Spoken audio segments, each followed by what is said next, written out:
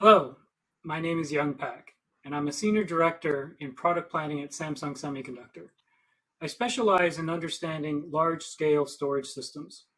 The world of AI/ML has opened very new possibilities for companies to revolutionize their business models or find incredible new ones. Today, I want to talk to you about a subset of AI/ML that is facing a particular set of challenges: large-scale AI/ML. For our purposes today, we will define these as ones that have one or more petabytes of data for training. Some of the use cases in this category are fraud prevention and risk analysis, natural language processing, real-time price optimizations, tools in creating virtual augmented worlds. When we look at what's happening to the compute side of large-scale AI/ML, we can see incredibly fast development. Compute performance is increasing by orders of magnitude due to advancements in both hardware and software. However, the development of storage has not evolved at the same breakneck speed. We are already reaching the point where AI development is limited more by the performance of the storage system than the compute. For some context, if we think of the systems that have been used for years in analytics, these started with OLAP systems for simple reporting. These worked okay on the order of many terabytes, but as systems scaled up, we needed a new architecture, and eventually many companies migrated to Hadoop. These could scale to petabyte scales. However, these systems stored what might be able to produce reports, but AI/ML workloads are very heavy duty. And as a result, these architectures are not able to handle the workloads on the scale of multiple petabytes. So if you want a large-scale storage system that can handle AI/ML workloads, what can you do? Today, we'll explore the current issues around storage and some of the work that Samsung has been doing to try and tackle a new generation of large-scale storage needs. We have spoken with many companies that have problems with multi-petabyte storage systems for AI/ML use cases.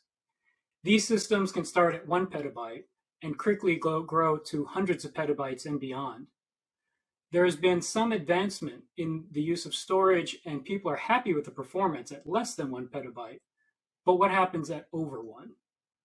Legacy systems were not designed to handle multiple petabytes. In addition, performance generally caps off at some level that is not able to scale properly. Many systems have problems adding capacity in a single volume. Many storage vendors limit themselves to lower capacity drives. This necessitates a higher number of servers and results in a lot of precious data center floor space. In addition to those floor space costs, a larger number of servers requires a lot more labor costs to administer. And with that, I would now like to introduce Mayank Saxena. Mayank is a senior director in Samsung's Memory Solutions Lab, MSL. Mayank leads a team of engineers who has been working with one of our largest customers on a new storage mechanism called Disaggregated Storage Solution, or DSS. Mayank, thank you for joining me. Can you tell us a little bit about MSL and what you're working on? Thank you, Young. Sure, pleasure to be part of this talk and share some exciting innovation. At MSL, we are constantly working with different customers and partners to understand their challenges in real deployments. By doing this, Samsung learns more about how its products, like SSDs, are used. We can then take that knowledge and use it to create even better products in the future. In this case, one of our largest customers came to us with a problem they were facing around storage for AI and ML training.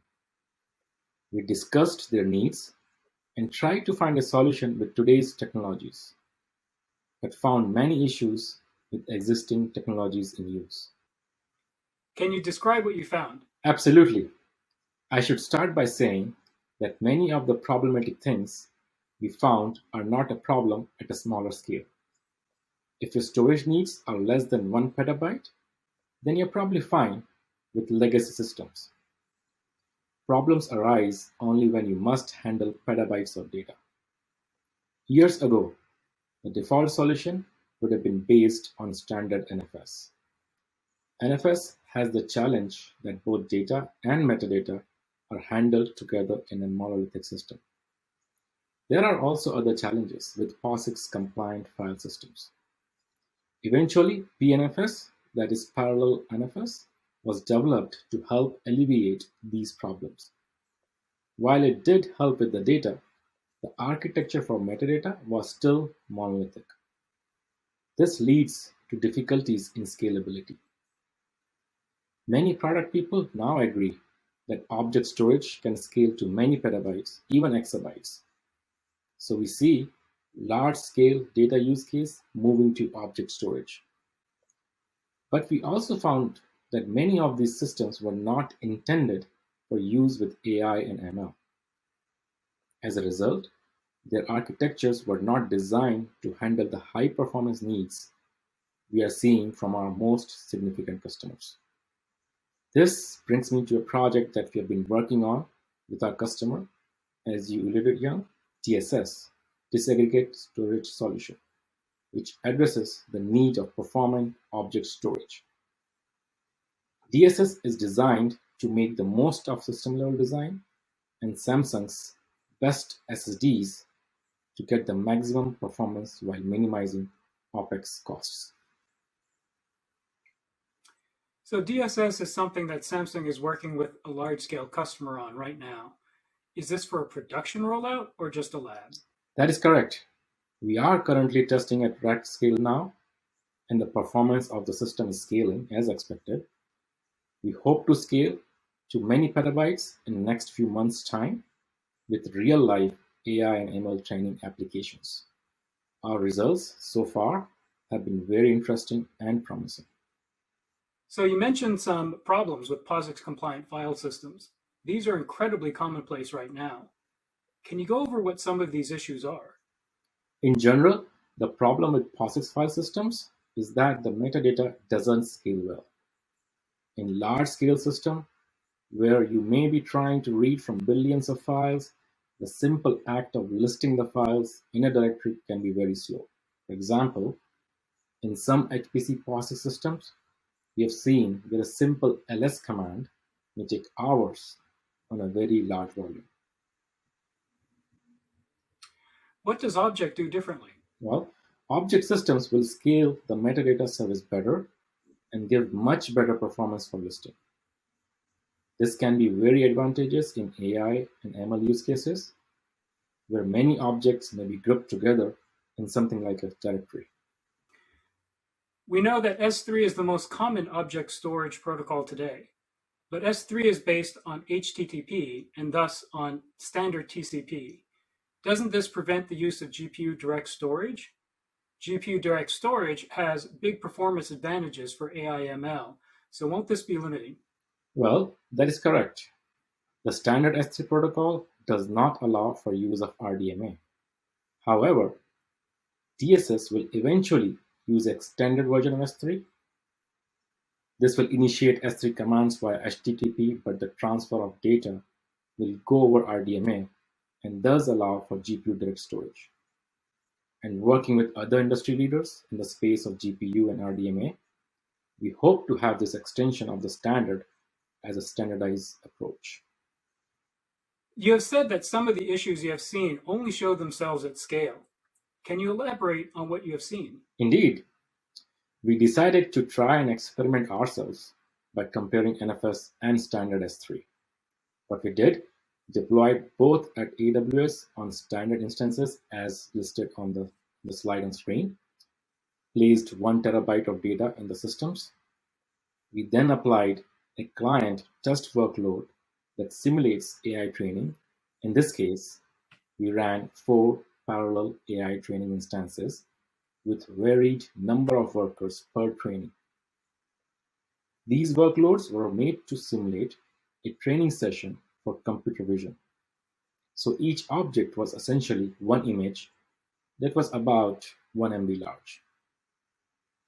What we found in these tests was that if you had a smaller number of client workers, that is load, file protocol outperforms object protocol by a significant margin. However, as you scale up the number of workers, To gain higher throughput at AI training level, things turn over at some point. In addition, we found that CPU utilization on the client nodes continues to be less for S3 compared to NFS that is providing more bandwidth per CPU cycle. With the workloads our customers are seeing, we will be exceeding the scale way more than the small scale testing we did, which helped prove the point that the object interface will be better for such use cases. So far, we have highlighted the trend, if not obvious to anyone, that is how modern and AI-oriented applications on the horizon are not just hungry in terms of dataset size, but they also need higher data throughput without increasing the data center floor space and power footprint. Disaggregated storage solution from Samsung MSL, which is now open sourced, exactly meant to provide such performant and scalable object storage to continue to support higher data throughput demand for use cases like image analytics, audio-video AI, metaverse, and for applications as listed in the top right of the screen. These AI training applications run on customer client machines, for example NVIDIA DGX, with multiple GPUs and connected to 100 gig network infrastructure.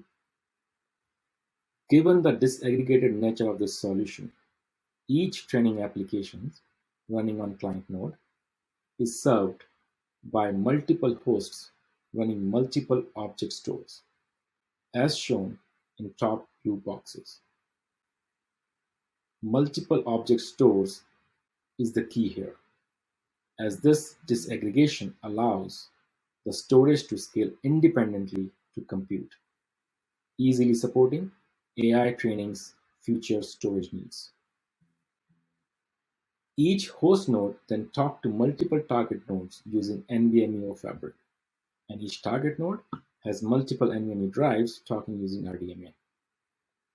While this is completely disaggregated software architecture, depending on the scale of deployment, host and target node can coexist in single hardware server, for example, from Dell or HPE. Note, in first generation solution, which is available now, client uses S3 over HTTP to talk to host, which will further be improvised to use RDMA all the way on the read path. Somnath Roy, Principal Engineer at MSL, will now walk you through further the foundational architecture of DSS and the impressive performance we are demonstrating with first generation solution. Thank you, Mayank. Hello, everyone. This slide is showing the major components of DSS stack. It is a disaggregated architecture for horizontal scaling of compute and storage independent to each other. All communication inside DSS stack is done with the key value semantics to achieve the best performance out of the box, eliminating all the legacy stacks. To achieve this, we need to come up with a middleware KV library stack exposing simple KV APIs for application to integrate, NVMe KV RDMA and TCP driver, and a high performance NVMe target stack. We can achieve zero copy key value transfer between DSS host and NVMe target if transport is RDMA. NVMe KV RDMA stack is needed to achieve this high bandwidth. NVMe KV TCP stack was not able to give that level of performance because of extra copy overhead inside TCP stack. KV library host stack also have the feature like auto discovery of NVMe targets, management, publishing statistics, and non-synchronized metadata caching and listing. Also, DSS stack has specialized and performance efficient distributed log service over NVMe.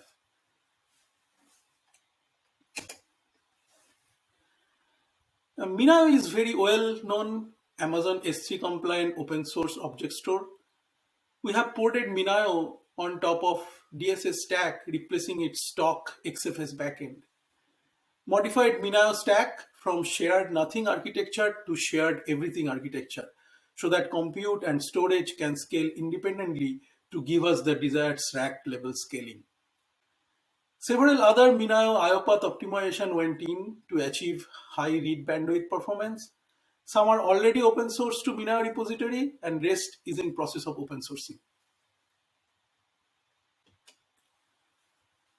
This ladder diagram shows the IO flow during S3 GET request with erasure coding turned on. It first reads the metadata information to gather required information like size, checksum, EC configuration, etc. Next, it will try to read EC chunks in parallel and merge the chunks to form the entire object if there is no failure. DSS path is 0 copy, as you can see in the picture, but within MinIO stack, we still have 4 copies remaining.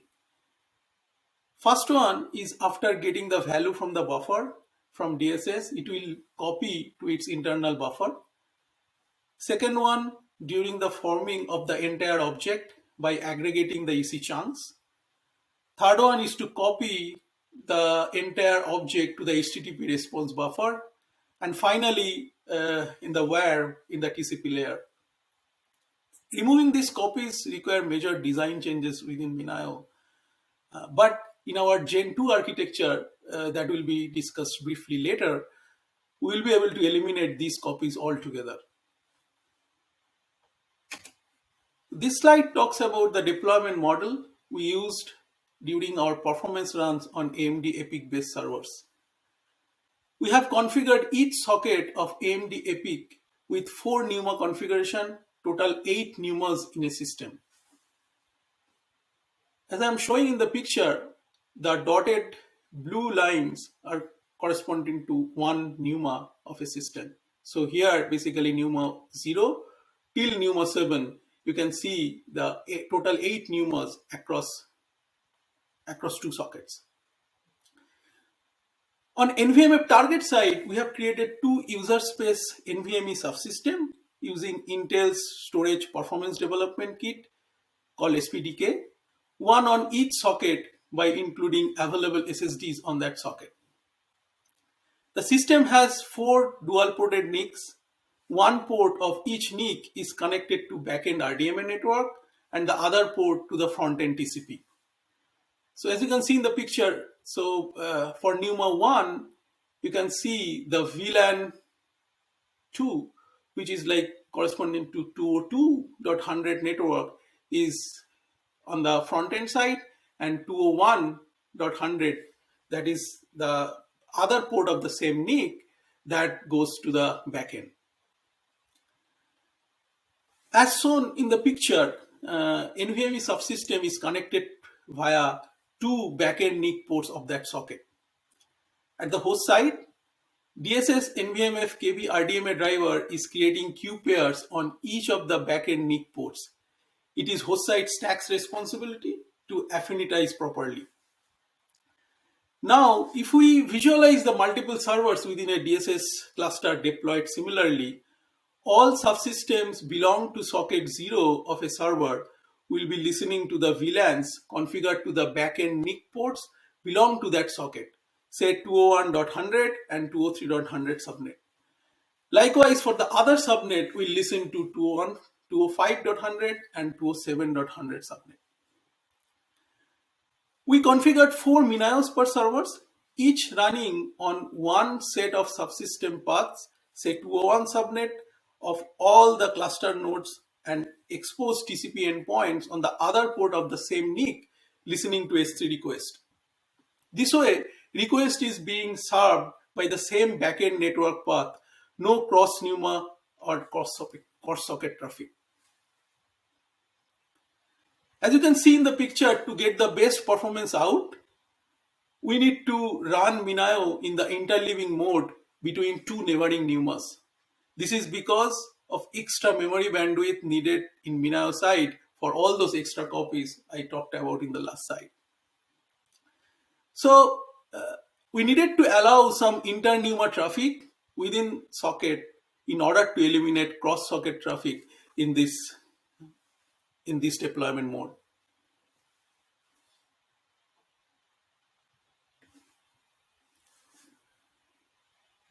We have developed DSS client wrapper on top of AWS S3 client SDK APIs for easier end application integration. DSS client wrapper exposes simple KV type APIs to the user. S3 client application do not need to worry about bucket semantics, key value distribution, and load balancing among Minio server endpoints. This wrapper will also handle underlying DSS cluster topology changes like cluster expansion, cluster shrinking, node failures, etc.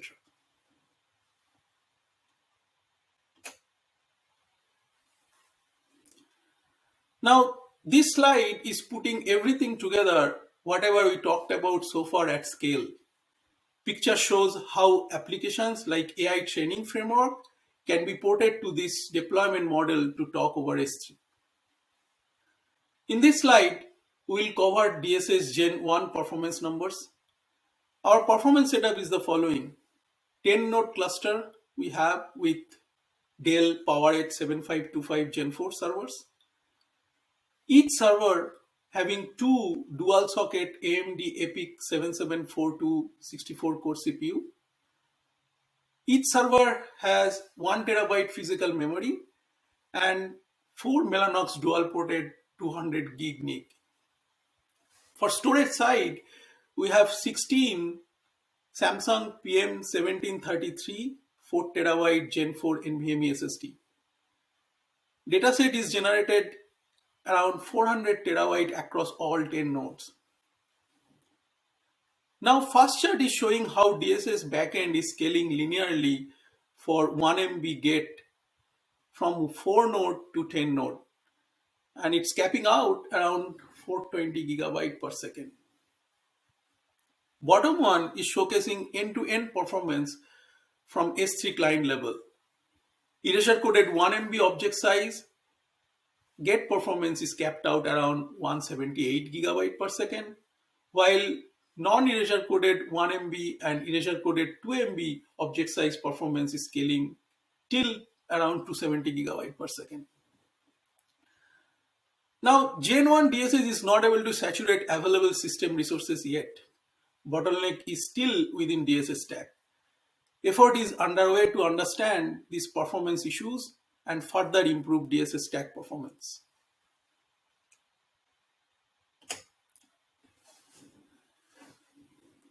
As part of building the ecosystem around DSS, we have developed a tool to benchmark AI training time against various storage solutions based on NFS S3. It is a platform where developers can add their ML framework, custom dataset, training methods, models, and storage backend. Demo is showing a custom training with a custom dataset that is only capturing data load time and bandwidth from storage servers on NFS and S3. Now, this is the tool configuration file. Presently, it supports PyTorch and TensorFlow framework. Left console is for NFS backend, right console is for S3 backend. Let me start the demo. So, in the PyTorch section, as you can see, we are taking the regular PyTorch parameters like number of workers, batch size, and all. So here we have introduced a parameter called max batch size that actually takes that is actually corresponding to the new training method and training data set we created to actually load this max batch size number of batches and capture time and bandwidth and then bail out. So that this parameter is corresponding to that. So, and then in the training section, as you can see, we have given the training class corresponding to that dummy training and the data set for that. In the storage part, we have actually given the storage format is file system in one case and S3 in another case. The protocol of the file system is NFS, and then in S3 case we mentioned DSS, we can mention AWS and others. So the rest of the section is corresponding to the storage backend related parameters. Like in case of AWS, we give the credentials for S3 and all. And for NFS, you have to give the mount points that actually it will be exercising to. So that's mostly it. So we have like other parameters like logging and all, but let's now try to see how it is running. So running is pretty simple. You have to give that config file options and just hit enter. So while it is running, what it will do is that it will basically list the entire data set that corresponds to the max number of batches, that parameter we gave. It will also report the listing time, and then it will exercise and load all the batches, and then eventually it will report the bandwidth and the listing time, and also the total time it took to actually load the entire batches. So with this AI benchmark tool, we measured the loading time and bandwidth between 6-node NFS and 6-node DSS S3 cluster. This is the preliminary data, and it indicates that DSS S3 is around 50% better on similar workload. All bandwidth reported is in gigabyte per second. So far, we have tested only with 1 and 2 clients running multiple instances of this benchmark tool. Effort is underway to actually run this benchmark at a very large scale. But main point is, now with this platform, we have the flexibility to characterize performance at different stages of AI training on different backend by writing only custom training and dataset class. A framework will do the rest. Framework will execute whatever the class you want to execute. This concludes my presentation. I will hand over to Mayank now. Thanks for listening. Bye. Thank you, Som, for the good overview of currently available first generation solution of DSS and how it is already addressing some of the performance and scalability needs compared to current POSIX-based solutions. Though for our audience, we would like to highlight that this is just the foundation upon which we will further build and extend. To that point, for our prominent customer, one of the major use cases is to get the maximum possible throughput on read path, as that's one of the major factors for AI training speed. In our second generation solution, we plan to transfer the data chunk using RDMA end-to-end, that is from target node all the way to the client node. This eliminates the need of host and the heavier protocol like HTTP during read. As shown here, during GET object request, data buffer pointers are being mapped to the read app buffer directly, providing significant boost to read bandwidth. We are very excited with this work and looking forward to release this second generation solution as well to DSS open source soon. Well, this brings us to the DSS availability, which is now completely open sourced for the community to start building further on top of the DSS. Open source link is listed on the slide on the screen.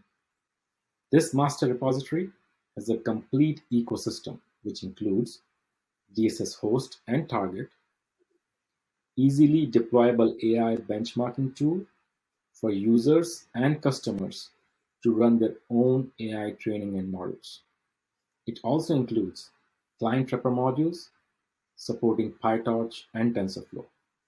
We are excited to see community extending it further for other AI applications as needed. With that, back to you, Young. Thank you, Mayank and Som, for the presentation that you gave on DSS. I'd also like to thank the audience for listening in and participating in this session. The future of AI ML training, I think, is very bright, and we're looking forward to hearing and working with all of you. Thank you.